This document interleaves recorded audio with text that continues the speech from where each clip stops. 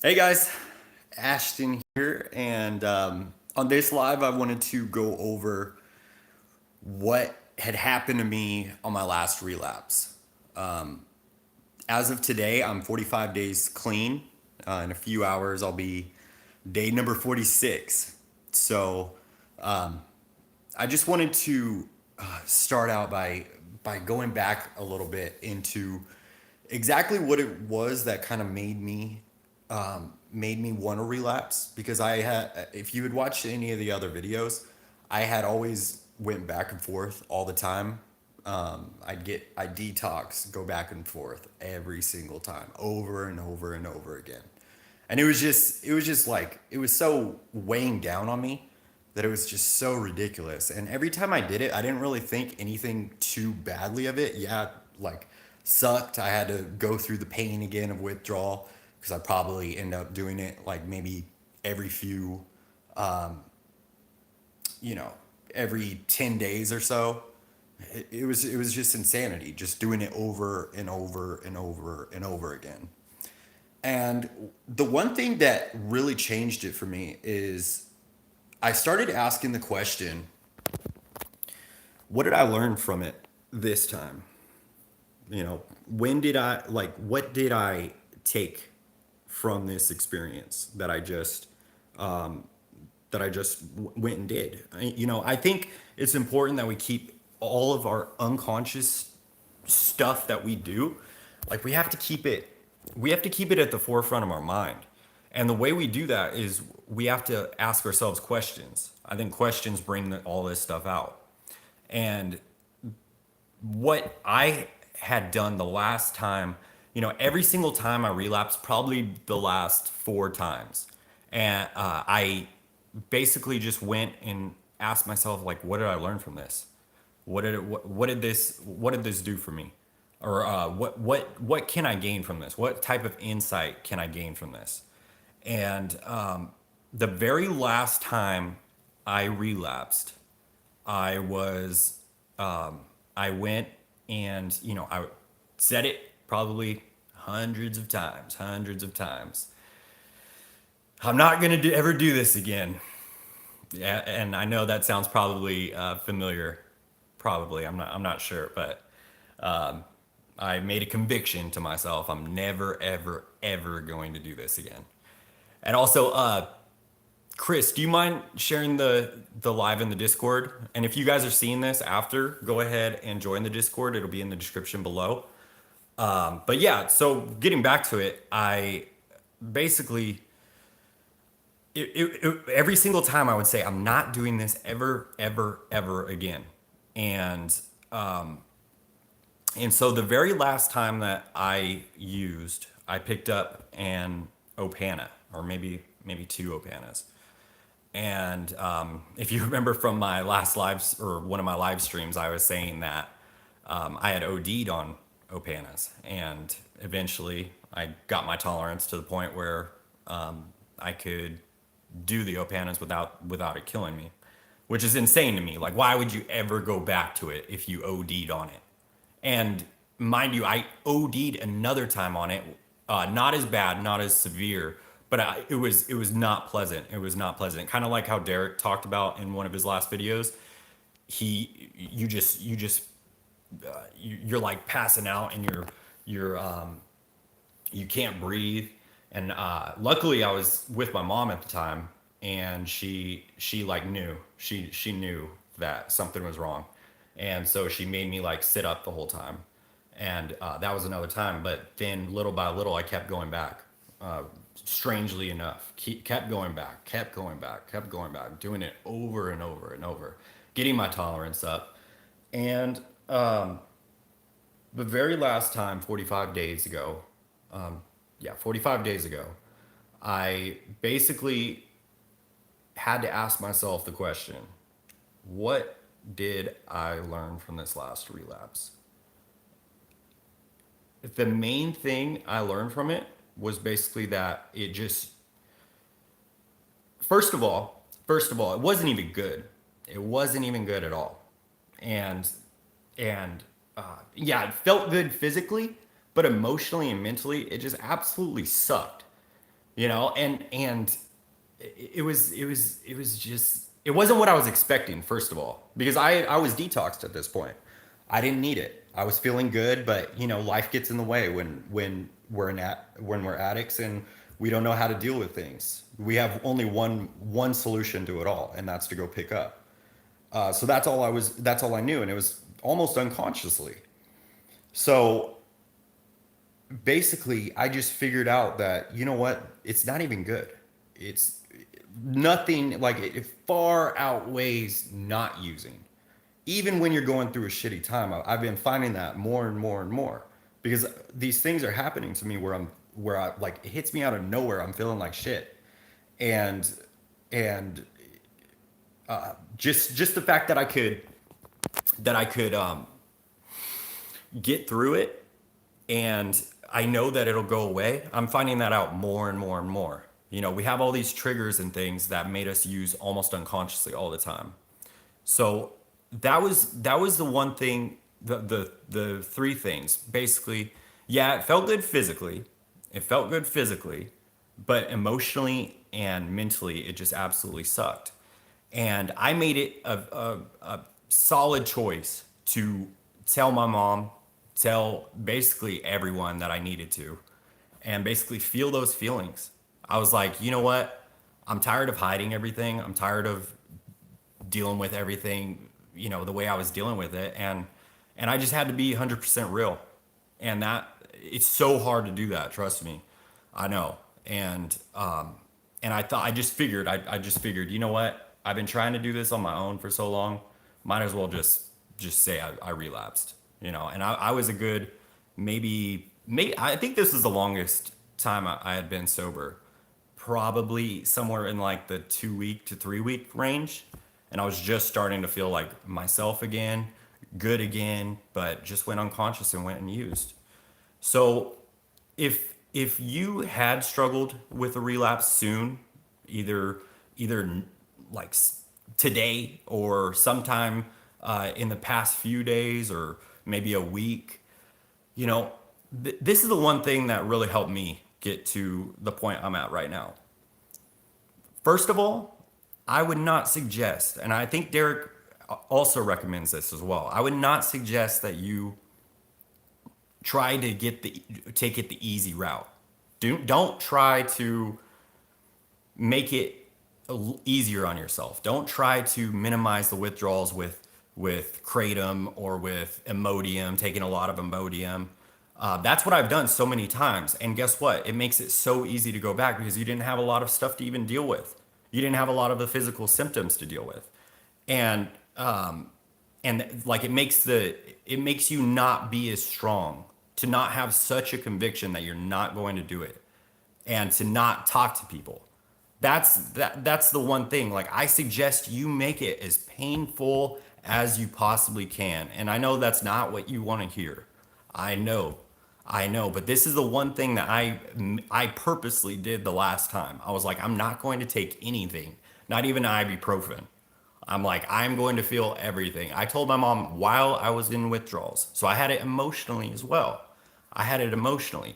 And yeah, and that's basically what I did. And it sucked. Absolutely sucked the last time. I went on a binge with the Opanas, and absolutely sucked. I mean, it's no fun at all, especially when you're not taking anything to help with it. And I've done that so many times. The only thing I did take was kind of to speed up the process was L-tyrosine, and L-tyrosine really helps with generating your natural dopamine levels back up. So it kind of makes the process faster, I've found. That's just a tip out there for anybody that wants to utilize that. It's usually really cheap as well. But that's all I used. And it absolutely sucked. It gives you a little bit of energy too to get through the day, especially if you're working or anything or you can't take time off. But but yeah, so I just made it an actual. I made it like hell for myself on purpose, so that I could feel what I was doing, feel it emotionally, mentally, and all at once too. And so now I have that idea ingrained in my mind that it was not fun at all. It sucked. Absolutely sucked. And then I asked myself the question, what did I learn from this last experience? And that last experience taught me that, you know what, dude? It didn't even feel as good as I was expecting it to, first of all. It made me feel like shit because I told my mom, I told some other loved ones that I relapsed, and it just made me feel really shitty. Now I don't recommend you don't have to like feel horrible about yourself that you did. I mean, I accepted that. I did it. I accepted it. I know I went unconscious and basically just went over there and picked up. But you can't beat yourself up over it. You know, what's done is done. It's in the past. I'm not going to trip on it. But what the one thing like I'm saying is, I just needed to get to the point where I felt so much pain. I felt the pain of what I did. I felt it, and I ingrained this into my mind. I ingrained it. So literally, this is all leading up to one thing. I only have one option. I don't have two options. I don't have the choice to go back and use because it's not even good. It's not even as good as you tell yourself in the mind. You know, I constantly, I'm trying to look at my thoughts from kind of like a third perspective. So I'm like, I'm hearing all these thoughts in my mind that saying like, dude, you're having a bad day. Like, go pick up. You know, I'm still getting those. No doubt, I'm still getting those. But I have to tell myself, no, dude. Like, there's no point in it. It's really really retarded if you think about it because first of all, I'm not even gonna feel good. You might in the body, but everything else, the things that really matter, you're not gonna feel good. You're gonna feel worse. And then after that day, if you stop that day, and if you're lucky to stop that day and detox again, you're gonna be feeling like shit for who knows about a week. And is that really worth it? You got to put that down. Like, put that down on a paper. You know, I have a paper that I go to whenever I have cravings, and I have the Discord, and the Discord keeps me sane. To be honest with you, it basically, you know, it's talking to people that understand where you're coming from for sure, and that's the one thing that I believe all of us need. We all need people that understand and who can support us in the same way we could support them when they're going through it because we understand. We understand where they're coming from because we hear our stories and theirs. Some worse, some better, and I'm all about helping people because every time I help somebody, it really helps and enforce my sobriety and that it keeps me going and it keeps my only one option and that is to stay clean and that's the main thing. That's the whole enchilada, as they say, is we only have one option. We don't have two. Don't think you have two options. You don't. It's not even worth it. It's not even worth it. You got to tell yourself that all the time. Whenever those triggers happen, whenever those cravings happen, it's not even worth it. It's not. It might feel good in the body and you might get that empty feeling covered for a little bit, but in the grand scheme of things, you're going to be feeling shitty and you're going to get the rebound effect of anxiety for a few days after that. I mean, it's not even worth it. And then confirming the fact that you failed again. I mean, I don't condone relapses at all. But if you did do them, and I'm not putting that on you, unconditionally, I understand, believe me. But if you did do it anytime today or in the past few days, or even in the past week, first of all, forgive yourself. That is bar none, forgive yourself. Second of all, we need to figure out what we learned from this experience. Did it even feel good? You know, did it even feel good? Was it worth it? Like when we get those things down and we start thinking about it, it sounds so easy and simple. Like, of course it didn't feel as good, and I feel like shit now. But we need to like get it out on paper or talk to somebody about it Because if you don't, you're so easy to forget about it. We forget and act on unconscious motives all the time. And this thing is a powerful thing. I mean, I believe it really hijacks your soul and spirit, and it'll make you do things that you really regret. And so, yeah, I mean, that was basically the main thing that really is helping me stay sober for my last relapse. I used it as a lesson to learn. It was a lesson. I'm not going to beat myself up over it. Don't use the past as a paddle to beat yourself up with. Use it as like you would a school teacher. It's there to teach you. It's there to instruct you. But don't keep making the same mistakes. I'm not putting it on you if you did. It's no issue. No issue if you have. And I don't condone it either. But but but use it as a lesson, because most addicts need to relapse. They say about 7 times. I don't know what the real number is. I don't even know if that's a pie out of the sky number, but they say that, and we need to be able to forgive ourselves and think of it as a lesson, you know, and totally understand where you're coming from if that was the case. And I'm super proud of all the people we have on Discord that are staying clean, and all of us are going together. That is such a powerful thing, and I'm so grateful for that.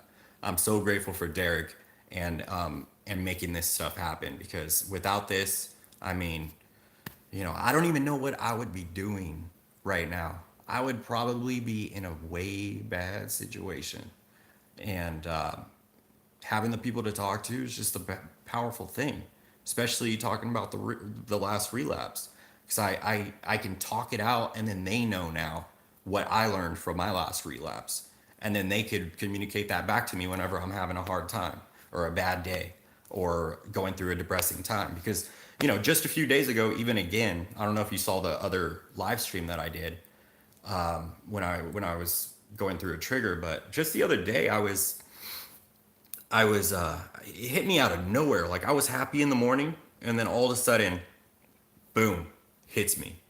And and uh and I get in this very bad depression. I damn cried, and I was just like so miserable. Bad thoughts, anxiety. You could probably tell I was having anxiety in my last one of my last live streams, but the triggered one. But yeah, I mean, that was the main thing that happened. And and I talked to Derek about it, and he says these things are common in early recovery.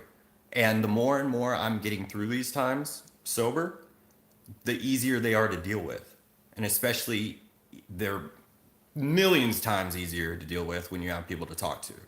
That's bar none the best part about it. And I wanted to say something else too, about the cravings. If you're having cravings and you're on the Discord, instead of just saying I have cravings, try to figure out and word out exactly what you're feeling. Like, for instance, are you feeling like you okay, so you're going through maybe depressive thoughts, and you're feeling like going back and using because it'll make you feel better. Okay, so let's dig deeper on that. Let's dig deeper. This is what I had to do, and this is what really helped me become conscious of all of my triggers and cravings. And when you become conscious of it, it makes you um, makes you makes you more powerful over them and have more power to control them, and they get easier and easier. But so let's dig a little deeper. So, what is it about your depressive thoughts right now? What are your depressive thoughts saying to you? Many times when you start to word out exactly what it is, it's a little hard, it's a little difficult too, because it's all unconscious stuff going on. But if you word it out, instead of just saying I have cravings, because cravings is very general, it could be about anything. If you start wording it all out deep, it will really help out. Like, for instance, I was having the triggers about me not making money right now and cravings right now. If I just went on there and said, I have cravings, that's not really helping me. It's not really getting it out. That's I talked about it. And when I talked about it, guess what? I was talking with everybody on the live, just like now, and I figured by me talking about it, I got to the point where I was saying, you know what? Maybe it's a good thing that I don't have money right now. I started seeing the positive in it. And when I was doing that, it became really clear that it could be a good thing, because who knows, if I had a lot of money right now, who knows what I'd be doing? Who knows if that'd be a worse trigger? You know, I don't know that because I don't at the moment. But it was basically brought down to my knees. I know if you guys saw that live, but me talking it out made me realize that. And now since I know that, I'm more okay. It still sucks, for sure. But since I talked it out, that's what happened. So if you get on the Discord, don't say you just have cravings. Like, be open. We're non-judgmental. We love each other unconditionally, and we're only there for support. That's that's uh that's what we go by there. And don't ever feel like if you did slip up to not come back. No, we want you to come back. This is like a meeting, and a meeting at your fingertips at that. Anytime you need. Don't feel like we're gonna push you out. We understand. We all understand. And just come out and say exactly what happened. And usually if anybody tells me they relapsed, I'm going to ask them, what did you learn from this? Did you learn anything, or was it just another time? Usually you can learn something from it. And when you learn something from it, it's going to stop you from doing it again. It's going to make it a lot easier to not do it again. And that's what I wanted to just say, because that was the lesson. It didn't even feel good. So I don't have an option from this point out. I have to stay clean. That's bar none the whole enchilada. I have to stay clean. One option. We have one option. That's it. Yeah, author. I am from Discord. How you guys doing? Okay, I'm gonna start reading the comments here.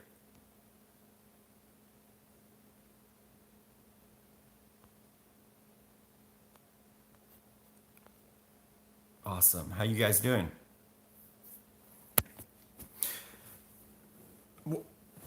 What did you guys give me an example of like what you guys learned from your last relapse? And let's talk about it. What did you last learn from your last relapse, whenever that was? Even if it was today. I want to know. Hogwash. That's funny. I was asked what I would do differently.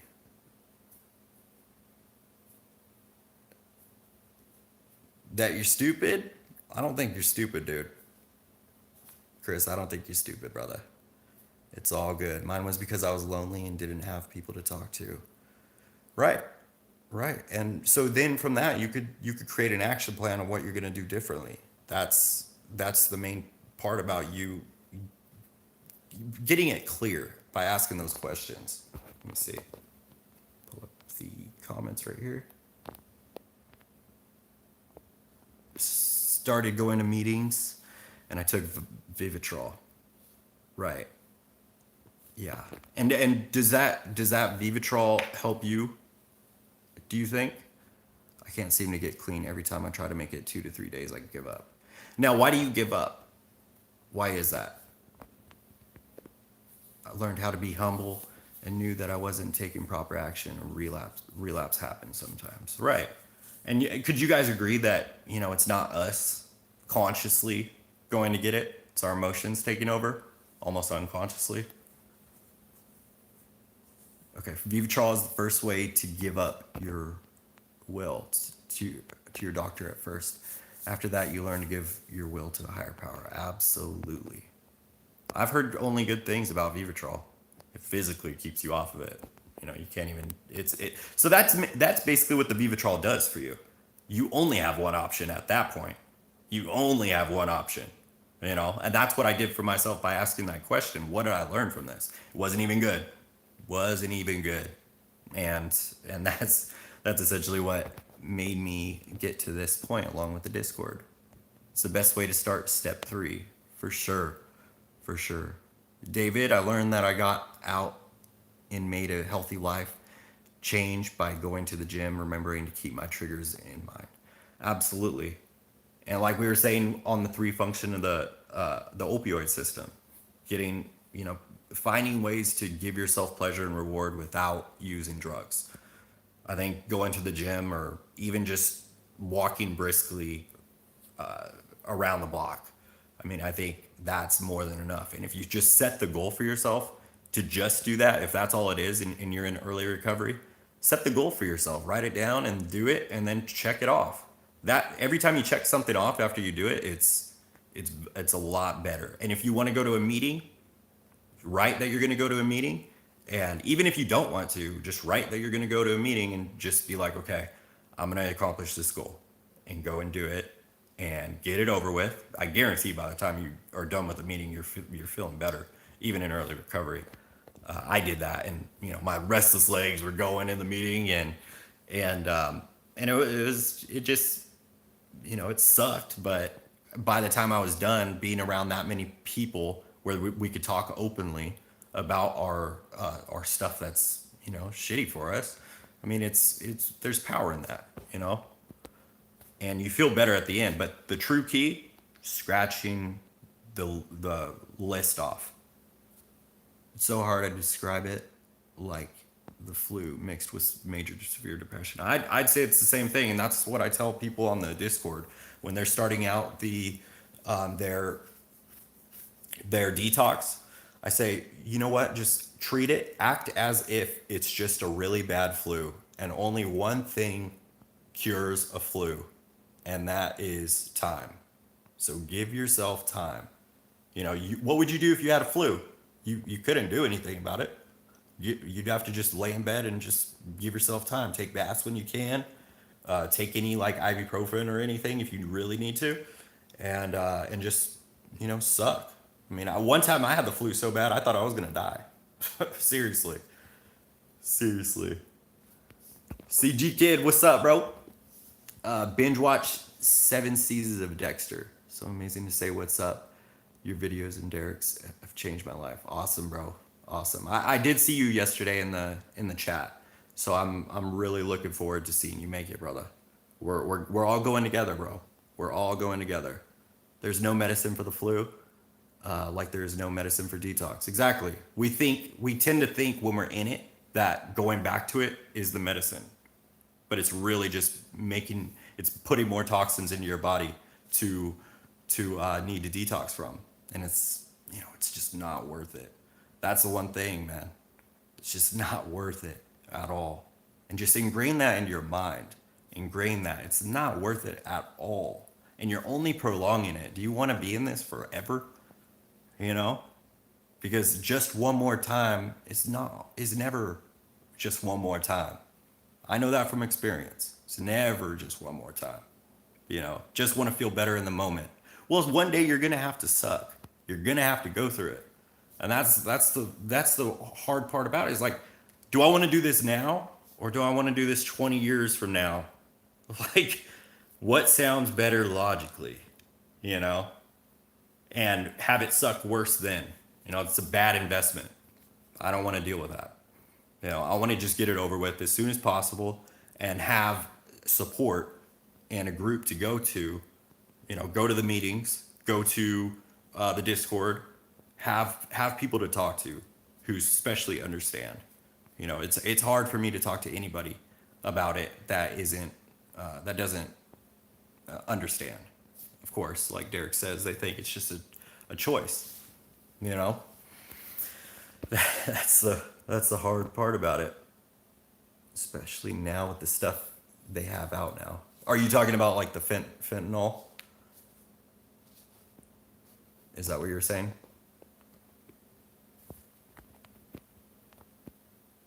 CG, I put up music looking for someone to mix and master. Yeah, dude, CG is the rapper, dude. That's sweet. Yeah, fentanyl, dude. Dude, like I say, it's not a time. It's not fun and games anymore. This is literally they're putting poison in it, and I believe that it's the evil one doing these things, killing as many people. I heard on the last live stream, 65 people in Boston in the last month, I believe it was, died from an overdose of fentanyl. I mean, that's unacceptable, for sure. And these are just people that are just one more time, you know, that we can't be that way. We can't afford to do it for ourselves. You know, that one more time is never going to be one more time. I almost make it a joke. When I was drinking, I used to say just one more. It's never just one more. You know, I don't know why I give up. I'm just in pain and just not trying to go through the hell right now or right then. But I guess I learned something because right when I do it, I realize it's not where I want to be in life. Exactly. That's the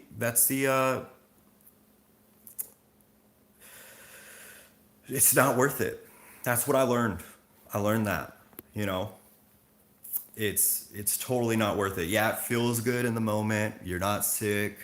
Yeah, it's cool. And then afterward, shit.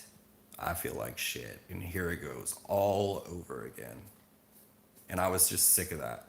Sick of that.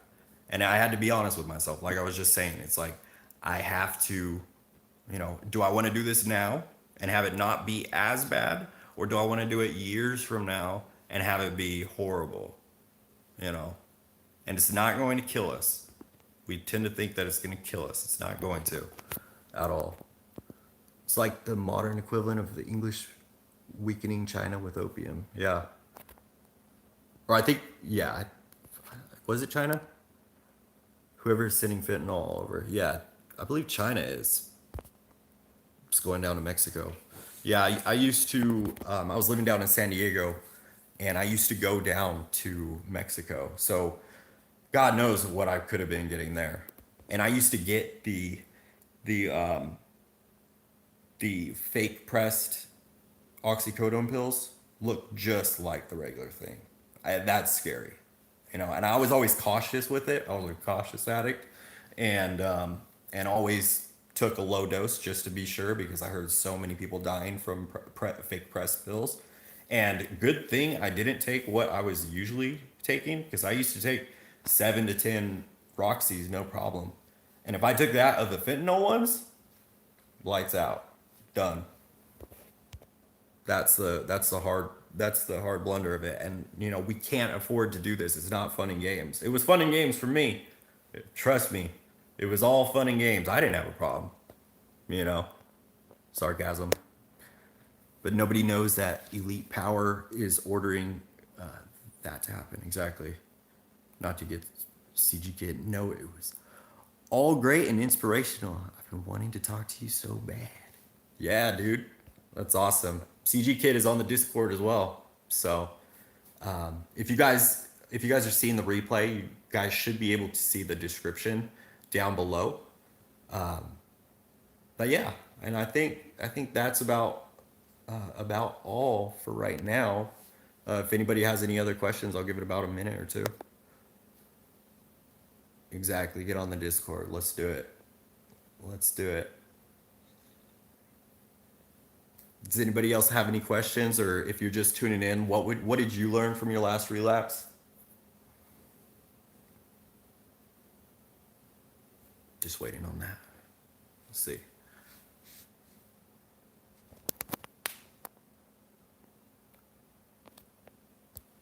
Awesome. Okay, just a couple more seconds.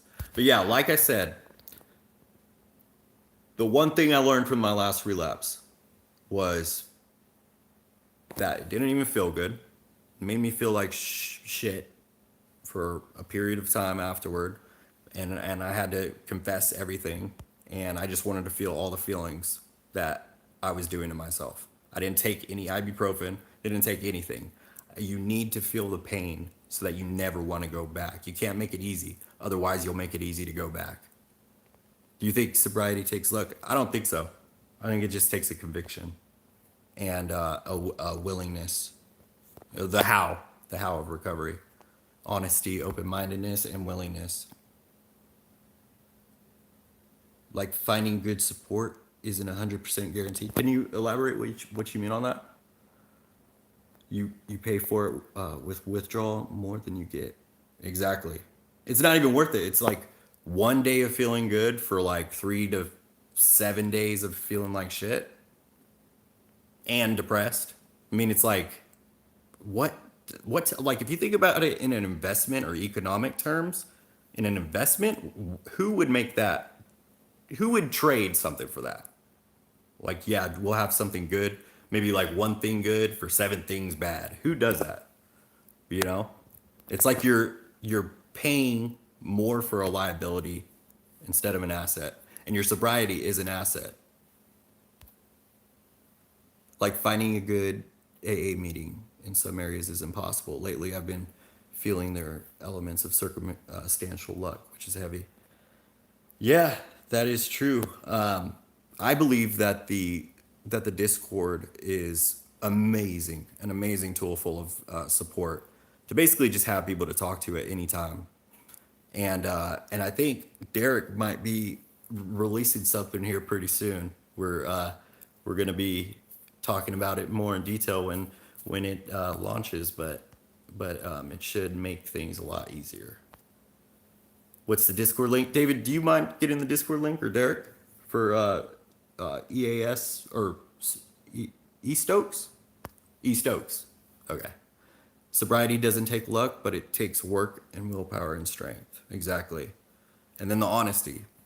HOW. Honesty, open mindedness, and willingness or willpower. And I believe maybe there's an S on there too, is support. So how's we gonna get sober? I'll tell you. Okay? But but yeah, I hope this really helped you guys. And I'll be seeing you, CG and E Stokes. You're gonna be getting on there, David. David's an inspiration like always. 17 years clean, and he still gets on there and helps people. I mean, that's so amazing. I'm really hoping to be doing the same thing at who knows what chat room we'll be around in 17 years. Probably be in a VR talking to each other or something, or maybe we'll be going into VR reality already and just living from that and totally forget about this life. I don't know. but but definitely this is fun. I really appreciate you guys. Now I'm gonna be ending this here. So if you're seeing the replay of this, go ahead and let me know what you think. What was the last thing from your last relapse? It doesn't matter when it was. What was the one thing you learned from it, that you gleaned from it? You know, go ahead and leave that comment down below. The Discord link will be in the description as well. And I'm looking forward to seeing you guys on some of the next videos and lives. Alrighty, thanks guys. Thanks, appreciate it, bro.